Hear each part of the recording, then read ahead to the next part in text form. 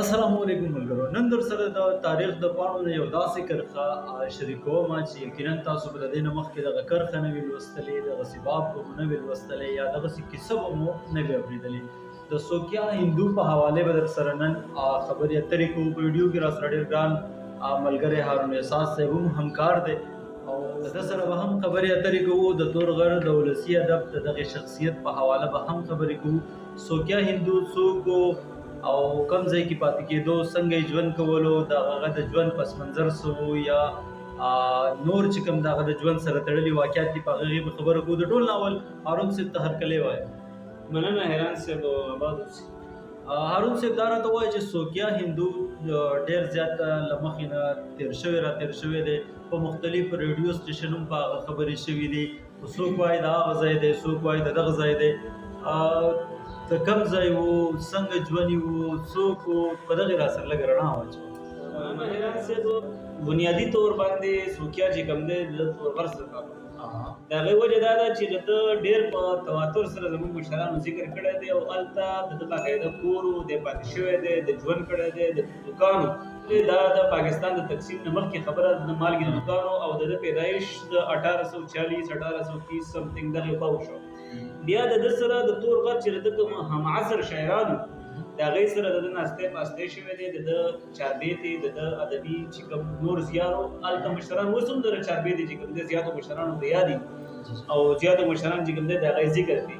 نو شاید که دی به یو بله علاقه کې پیدا شوی دا خبره شاید که پیدا شوی امکان خو لري، خو دا خبره ډېره واضحه ده چې ده په تور غر کې ژوند کړی دی او د ده د ژوند ډېره حصه چې کوم ده په تور غر کې تېره شوې ده او تر دې پورې چې د مرګ هم دی په تور غر کې مړ دی او بیا په تور غر کې چې کوم دی هلته د چې کوم د مرګ چې کوم رسوم و رواجونه افاده شي. هارون صاحب دا راته وایي چې ډېر خلک دا وایي چې دغه مسلمان شوی و یا دغه شاعرانو پرې دغه کوششونه کړي وو. نو دغه څه کیسه ده؟ دا چې کوم بدن باندې دا خبره خلک کوي چې د ایمان راوړی و، نو د دې شاته واقعه دا ده چې کله دی مړ شو او دی یوړ د کنار سره نږدې یو کلی دی یا یو بانډه ده، هغې ته ماڼي بانډه وایي. هلته ماڼګان اوسي. دغې ماڼي بانډې د لاندې دغه وخت کې پاکستان نه لومړی خبره د ډیم هېڅ هم نه و راغلی. نو دغه وخت کې چې کوم دی دلته به دې هندوانو خپل مړي څېدل او دا هغه وخت و چې دغه د تور غر علاقایي خلک او دلته هندوان هم پاتې کېدل. نو دوی به د یو بل سره تله راتله، یو به ګلویغي کوله، د یو بل په غم خالۍ کې به شریک کېدل. نو سره مسلمانان هم ډېر شي د مړي سره دغه څه تللي کوم دی چې هندوان خپل مړی سېزي. نو کله چې هلته دغه وخت مطابق لرګي وو یا نور څه مواد وو، په هغې باندې تېل واچولی شو، د ده د سوځولو کوشش وشو، نو دی ونه سوځي شو. بار بار دا کوشش وشو مګر د مړي اور وانه غوښت. د هغې نه وروسته بیا دغه وخت د علماو سره رابطه وشوله. هغوی کې بیا ځینې علماو دا مذکوره چاربیته کوم به چې موږ ویو د دغې چاربیتې ذکر وکړو چې بهی د پیغمبر په شان کې داسې الفاظ ویلي دي، ممکن هم نه ده چې دی اوس. او د ځینې خلکو بیا دا خیال پیدا شو چې شاید د په خفیه طور باندې په پټه باندې ایمان راوړی. نو د هغې وجه دا ده چې دی نن نسو.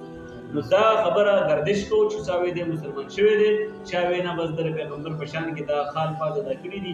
دغه الفاظ د وجه د جسم چې کوم دی دا دی اور وانه غوښت او دی بیا د مسلمانانو په مبره کې خف علماو دا وایي چې بهی جنازه در موږ نشو کولی ځکه چې موږ سره دا ثبوت واضح نشته چې آیا د ایمان راوړی یا نه راوړی. البته دی به خود جی قدرمنو مینوالو، یقینا چې تاسو به د دغې معلوماتو نه بلخاصه زده کړي وي او اوس تاسو په علم کې چې دی هغه به اضافه شوي. د سوکیا هندو دغه چاربیته غواړم چې هارون صاحب په خپل اواز کې تاسو ته در ورسوي. نو دغه چاربیته به راسره شریک کړي. مننه حیران صاحب. چاربیته ده وایي پیغمبر صاحب له مکې نه را روان شو. دا د یو هندو الفاظ دی. پیغمبر صاحب له مکې نه را روان شو، د پالکۍ سره یې ځانګې سره لالونه. پیغمبر چې کلمه کړله په جار، څه غلبه شوه د کافرو په بازار.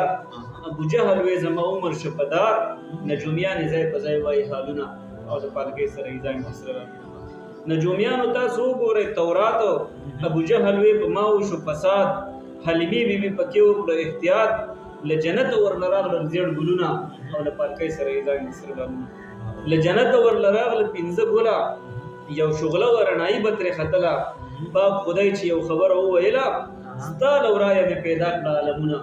او د پالکې سره یې ځان کې سره ډېر ستا له ورایه مې پیدا کړه عالم واړه یو ولور د ابوجهل و ولاړه د جنۍ سره ولوې د شالونه او د پالکې سره یې ځان کې سره د جنۍ د سره ولوې د یو شال پیغمبر وی جنۍ وایم درته حال جنۍ مین شورال ته په یو قال او په سوکیا اندو راځي د غم کلونه او د پالکې سره یې ځان کې سره نو پیغمبر صاحب له مکې نه را روان شو د پالکې سره یې ځان کې سره دا هغه تاریخي چاربیته ده او دا تاریخي چاربیته په دې کتاب د تور غر چاربیته کې موجوده ده دا د دې کتاب اوله چاربیته ده دا کتاب زموږ ګران ملګري سهارا سنځي سے ډېر د کړهونو ډېر د کوششونو پس چاپ کړی دی په دې کتاب کې هغه شاعران دي چې کوم ورک دي کوم شاعران مړه دي د چا د عمر 200 کاله شوي دي د چا د عمر 100 کاله شوي دي کې تقریبا د تور غر د 86 شاعرانو تذکره ده دې کې ژوندي شاعران هم دي خو زیاتره هغه مشران دي کوم چې په 1800 کې په 1700 کې په 19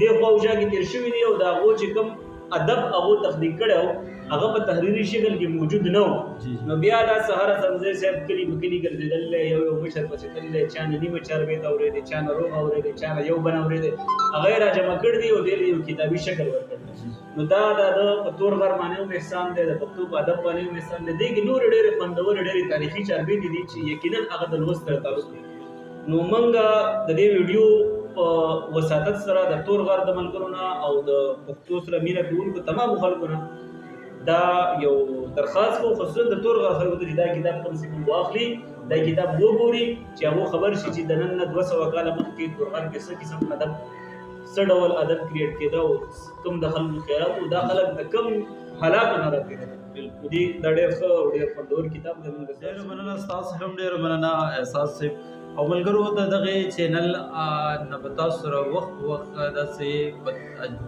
مختلفو موضوعات باندې ویډیوګانې تاسو سره شریکو د تاریخ په حواله یا نور چې کوم د ژوند سره تړلې نور کوم لړونه دي کوم حالات دي کوم واقعات دي هغه به تاسو سره ویډیوګانې وخت په وخت شریکو دغه چینل د سره پښتنه مینا سبسکرایب کړئ او د خپل ملګرو سره هم شیر کړئ د بل ویډیو پورې د غواړو اجازه